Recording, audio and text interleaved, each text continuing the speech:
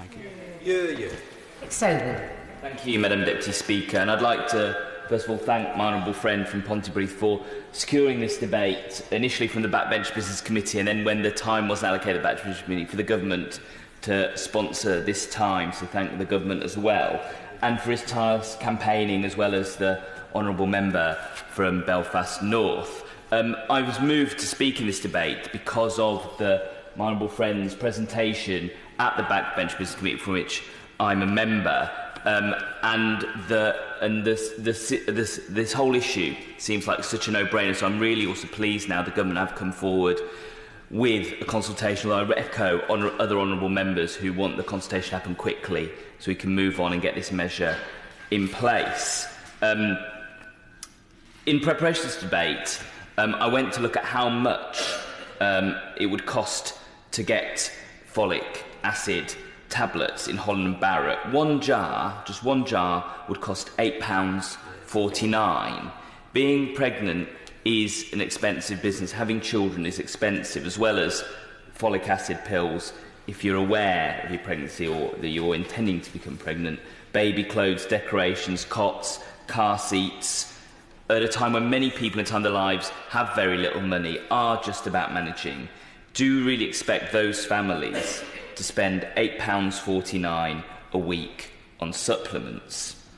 While supplements are costly, treating illnesses caused by the lack of folic acid in the diet of expectant mothers costs the NHS far more. Studies show that adding folic acid to food reduces incidence of neural tube defects by 72%.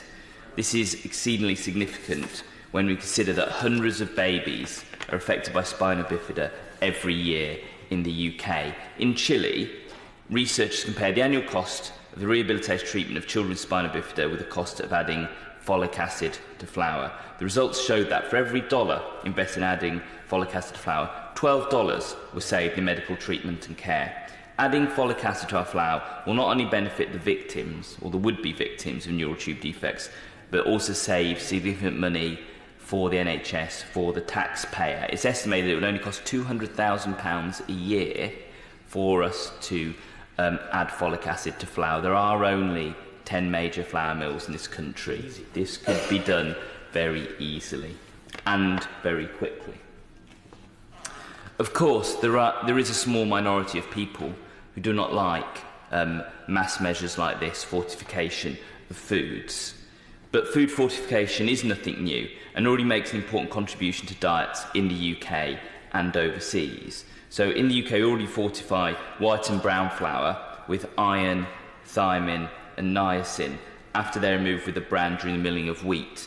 So the technology, the infrastructure is there already here in the UK in the industry.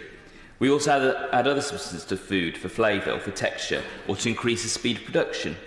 Why wouldn't we therefore add a harmless ingredient, one where we've seen there's no upper limit, that would potentially save hundreds of babies a year in the UK from being born with lifelong birth defects? Having children is an incredibly exciting time for parents, full of hope and expectation, but is also fraught with risk and concern. Pregnant women and expectant parents are bombarded with information about disease and issues that can afflict the mother and the baby.